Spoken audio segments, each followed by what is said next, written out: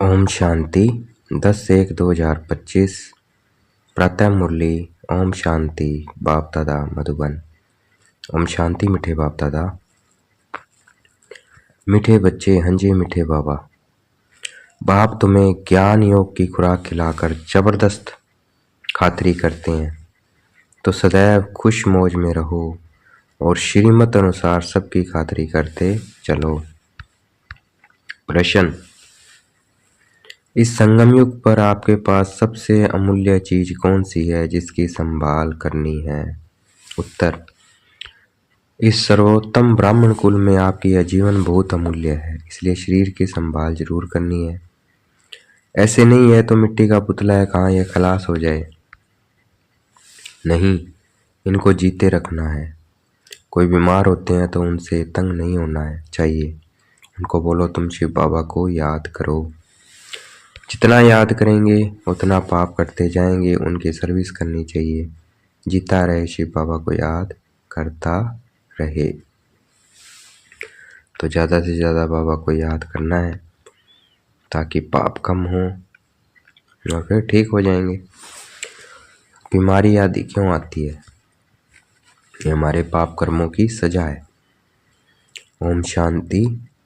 ज्ञान का तीसरा नेत्र देने वाला रूहानी बाप बैठ रूहानी बच्चों को समझाते हैं। ज्ञान का तीसरा नेत्र सिवाय बाप के और कोई दे नहीं सकता। अभी तुम बच्चों को ज्ञान का तीसरा नेत्र मिला है। अभी तुम बच्चे जानते हो कि यह पुरानी दुनिया बदलने वाली है। बेचारे मनुष्य नहीं जानते हैं कि कौन बदलाने वाला है और कैसे बदलाते हैं, क्योंकि उन्हों को ज्ञान का तीसरा नेत्र ही नहीं है, इसलिए वो बता नहीं सकते। तुम बच्चों को अभी ज्ञान का तीसरा नेत्र मिला है, जिससे तुम सृष्टि के आदि मध्य अंत को जान गए हो। यह ज्ञान की स्क्रीन की एक बूंद भी कितनी मीठी होती है। ज्ञान का एक ही अक्षर है, मन मना भाव। यह अक्षर कितना मीठा है। अपने को आत्मा समझ बाप को याद करो। बाप शांति धाम और सुख धाम का रास्ता बता रहे हैं। बाप आए हैं बच्चों को स्वर्ग का वर्षा देने। तो बच्चों को कितना खुशी रहनी चाहिए। कहते भी हैं खुशी जैसी खुराक नहीं। जो सदैव खुश मौज में रहते हैं उनके लिए यह जैसे खुराक होती है। 21 जन्म मौज में रहने की यह जबरदस्त खुराक है। यह खुराक सदैव एक दो को खिलाते रहो। यह है एक दो की जबरदस्त खातरी।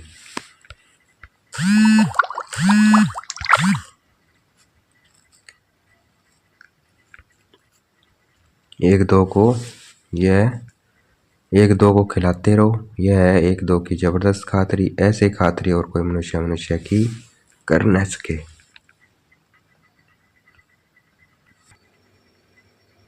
ये जबरदस्त खातरी है,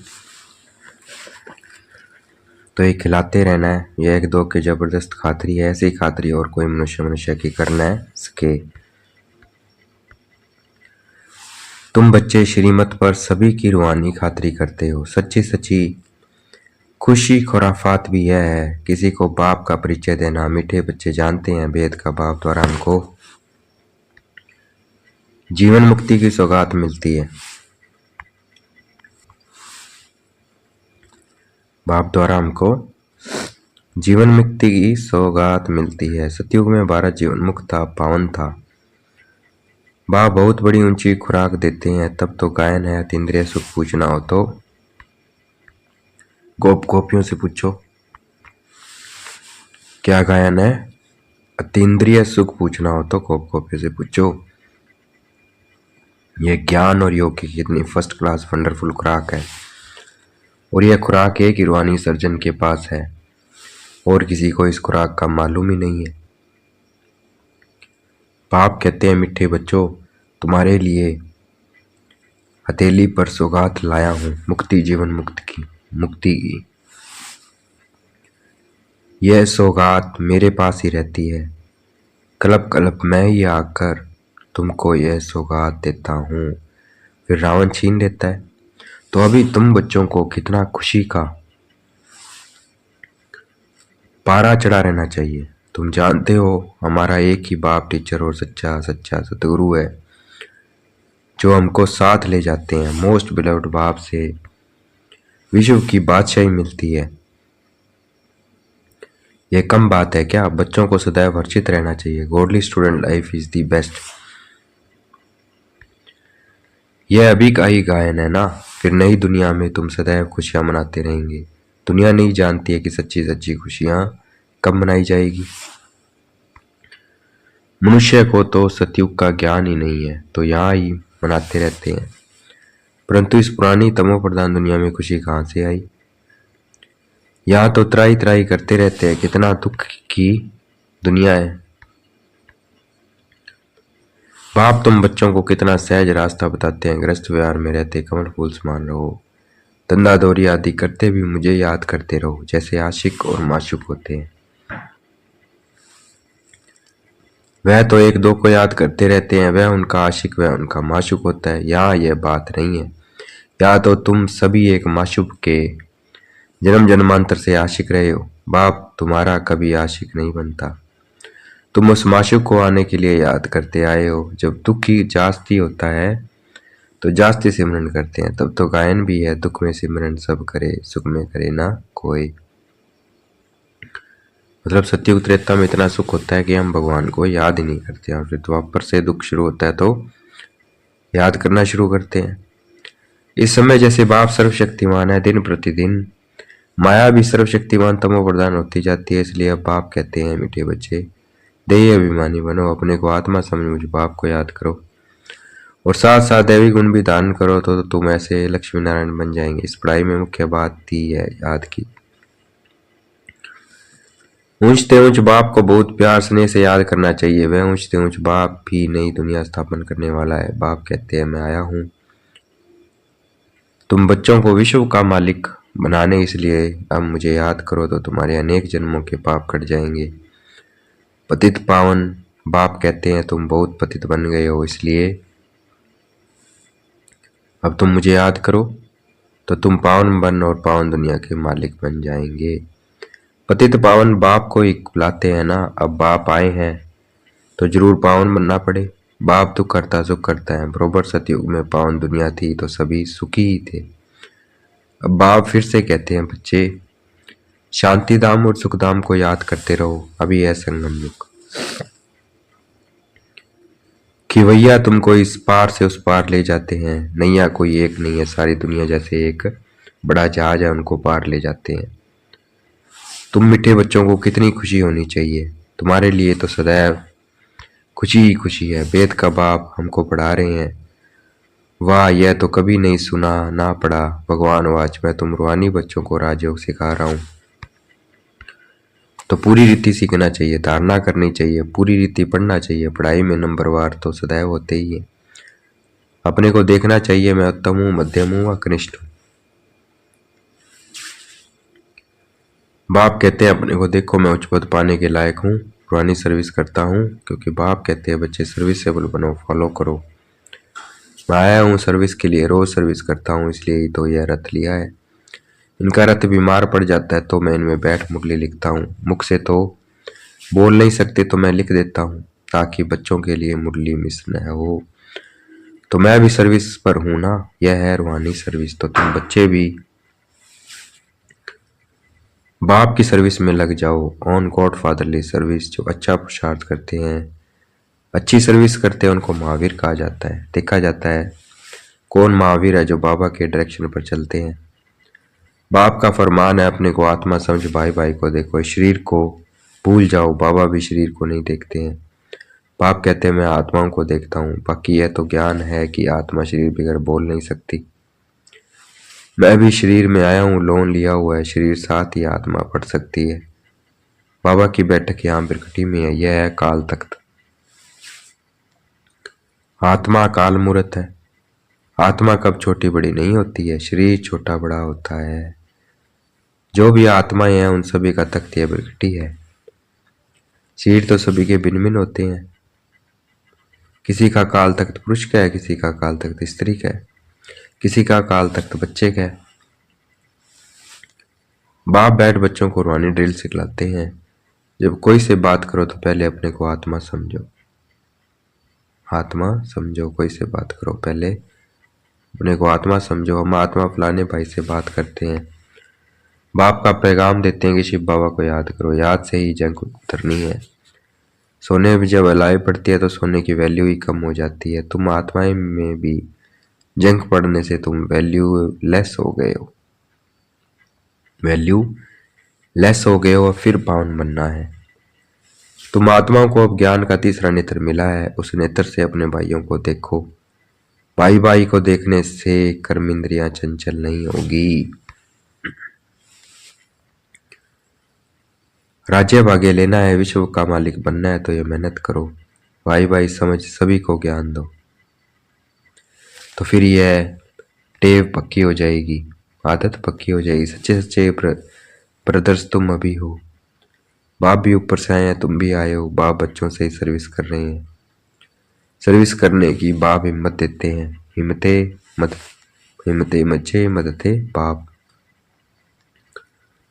तो यह प्रैक्टिस करनी है। मैं आत्मा भाई को पढ़ाता हूँ, आत्मा पढ़ती है ना, इसको स्पिरिचुअल नॉलेज कहा जाता है, जो रूहानी बाप से ही मिलती है। संगम पर ही बाप आकर यह नॉलेज देते हैं कि अपने को आत्मा समझो। तुम नंगे आए थे, फिर यहाँ शरीर धारण कर तुमने 84 जन्म पाठ बजाया, फिर वापस चलना है। इसलिए अपने को आत्मा समझो, भाई भाई की दृष्टि से देखना है, यह मेहनत करनी है, अपनी मेहनत करनी है। दूसरे में मारा क्या जाता है, चैरिटी बिगिंस एट होम, अर्थात पहले खुद को आत्मा समझ फिर भाइयों को समझाओ तो अच्छी रीति तीर लगेगा। यह जोर भरना है, मेहनत करेंगे तभी उच्च पद पाएंगे। इसमें कुछ सहन भी करना पड़ता है। जब कोई उल्टी सुल्टी बात बोले तो तुम चुप रहो। तुम चुप रहेंगे तो फिर दूसरा क्या करेगा। ताली तो हाथ से बजती है, एक ने मुख की ताली बजाई, दूसरा चुप कर दे तो वह आप ही चुप हो जाएगा। ताली से ताली बजने से आवाज हो जाता है। बच्चों को एक दो का कल्याण करना है। बाप समझाते हैं, बच्चे सदैव खुश में रहना चाहते हो तो मनमना भव। अपने को आत्मा समझ बाप को याद करो, आत्माओं तरफ देखो। तो बच्चों को रूहानी यात्रा पर रहने की आदत डालनी है। तुम्हारा ही फायदे की बात है। बाप की शिक्षा भाइयों को देनी है। बाप कहते हैं,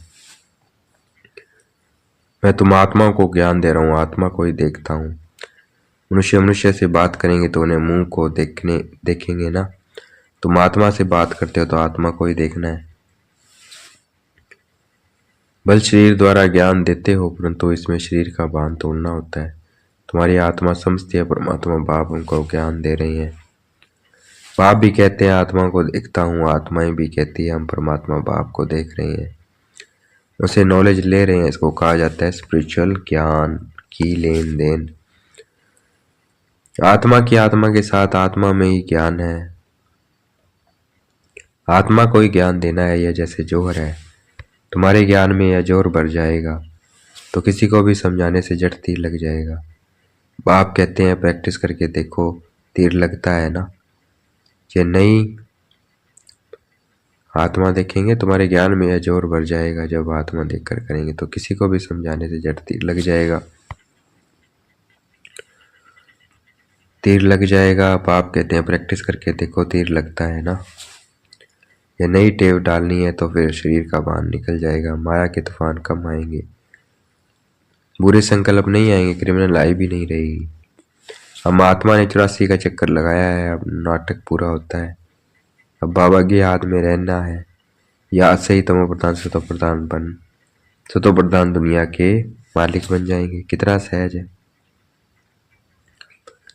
बाप जानते हैं बच्चों को शिक्षा देना भी मेरा पार्ट ही है, कोई नई बात नहीं है। हर 5000 वर्ष बाद हमको आना होता है। मैं बंधाए मानूं, बच्चों को बैठ समझाता हूँ, मीठे बच्चे रूहानी याद की यात्रा में रहो तो अंत मते सुगति हो जाएगी। यह अंत काल है ना, मामे कम याद करो तो तुम्हारी सदगति हो जाएगी। याद की यात्रा से पाया मजबूत हो जाएगा। यह दैही अभिमानी बनने की शिक्षा एक ही बार तुम बच्चों को मिलती है। कितना वंडरफुल ज्ञान है। बाबा वंडरफुल है तो बाबा का ज्ञान भी वंडरफुल है। कब कोई बता ना इसके ये ज्ञान। अभी वापस चलना है, इसलिए बाप कहते हैं मीठे बच्चों या प्रैक्टिस करो, अपने को आत्मा समझो, आत्मा को ज्ञान दो। तीसरे नेत्र से भाई भाई को देखना है, यही बड़ी मेहनत है। यह है तुम ब्राह्मणों की सर्वोत्तम ऊंचते ऊंच कुल। इस समय तुम्हारी जीवन अमूल्य है, इसलिए शरीर की भी संभाल करनी है। सतो प्रधान होने के कारण शरीर की आयु भी कम होती है, तमो प्रधान होने के कारण शरीर की आयु भी कम होती गई है। अब तुम जितना योग में रहेंगे उतना आयु बढ़ेगी। तुम्हारी आयु बढ़ते बढ़ते 150 वर्ष हो जाएगी सतयुग में, इसलिए शरीर की भी संभाल करनी है। 150 वर्ष हो जाएगी सतयुग में आयु, इसलिए शरीर की भी संभाल करनी है। क्योंकि याद करना बाबा को, ऐसे नहीं है तो मिट्टी का पुतला है, कहाँ ये क्लास हो जाए, नहीं, इनको जीते रखना है। यह अमूल्य जीवन है ना। कोई बीमार होते हैं तो उनके तंग नहीं होना चाहिए, उनको भी बोलो शिव बाबा को याद करो। जितना याद करेंगे उतना उनके पाप कटते जाएंगे। उनकी सर्विस करनी चाहिए, जीता रहे, शिव बाबा को याद करता रहे, यह समझ तो रहती है ना। हम बाबा को याद करते हैं, आत्मा याद करती है बाप से वर्षा पाने के लिए। अच्छा देखेंगे बाप दादा में याद प्यार दे रहे हैं। मीठे मीठे से गलते बच्चों प्रति नंबरवार पुरुषार्थ संसार माता पिता बाप दादा का याद प्यार और गुड मॉर्निंग। रूहानी बाप की रूहानी बच्चों को नमस्ते। हमें भी याद प्यार देना है। हम रूहानी बच्चों की रूहानी बाप दादा को दिल व जान शिकवा प्रेम से बेहद का याद प्यार और नमस्ते। धारणा के लिए मुख्य सार, अपने को देखो, मैं पुरुषार्थ में उत्तम हूँ, मध्यम हूँ, कनिष्ठ हूँ, मैं उच्च पद पाने लायक हूँ, मैं रूहानी सर्विस करता हूँ, तो अपने को चेक करना है। तीसरे नेत्र से आत्मा भाई को देखो, भाई भाई समझ सभी को ज्ञान दो। आत्मिक स्थिति में रहने की आदत डालो तो कर्म इंद्रिय चंचल नहीं होगी। आज का वरदान है, देखेंगे बाप दादा ने मस्तक पे हाथ रखा वरदान दे रहे हैं। ब्रह्मा बाप समान माया, ब्रह्मा बाप समान महात्याग से मान भाग्य बनाने वाले फरिश्ता सो विश्व महाराजा भव। व्याख्या है वरदान की। फरिश्ता सो विश्व महाराजा बनने का वरदान उन्हीं बच्चों को प्राप्त होता है जो ब्रह्मा बाप के हर कर्म रूपी कदम के पीछे कदम उठाने वाले हैं, जिनका मन बुद्धि संस्कार सदा बाप के आगे समर्पित है। जैसे ब्रह्मा बाप ने इसी महात्याग से मान भाग्य प्राप्त किया, अर्थात नंबर 1 संपूर्ण फरिश्ता और नंबर 1 विश्व महाराजन बने, ऐसे फॉलो फादर करने वाले बच्चे भी मान त्यागी व सर्वस्व त्यागी होंगे। संस्कार रूप से भी विकारों के वश का त्याग करेंगे। आज का स्लोगन है, अभी सब आधार टूटने हैं, इसलिए एक बाप को अपना आधार बनाओ। सकाश देना है, अपनी शक्तिशाली मनसा द्वारा सकाश देने की सेवा करो। इतनी सारी प्रकृति को परिवर्तन करना है। तमोगुणी संस्कारों वाली आत्माओं के तमोगुण वाइब्रेशन को बदलना है और स्वयं को भी ऐसे खूनी नायक वायुमंडल के वाइब्रेशन से सेफ रखना है तथा उन आत्माओं को सहयोग देना है। इस विशाल कार्य के लिए मनसा को शुभ भावनाओं से संपन्न शक्तिशाली बनाओ। तो हमें मनसा को शुभ भावनाओं से संपन्न शक्तिशाली बनाना है कार्य के लिए, इस महान कार्य के लिए। तो मुरली का चिंतन चलता रहे, सबके लिए शुभ भावना शुभकामना रखनी है। जितना मुरली का चिंतन चलता रहेगा उतना हम शक्तिशाली बनेंगे, तभी हम सेफ रह सकते हैं। तो अपने को हमेशा पॉजिटिव रखना है। अच्छा, ओम शांति। शुक्रिया मीठे बाबा, शुक्रिया।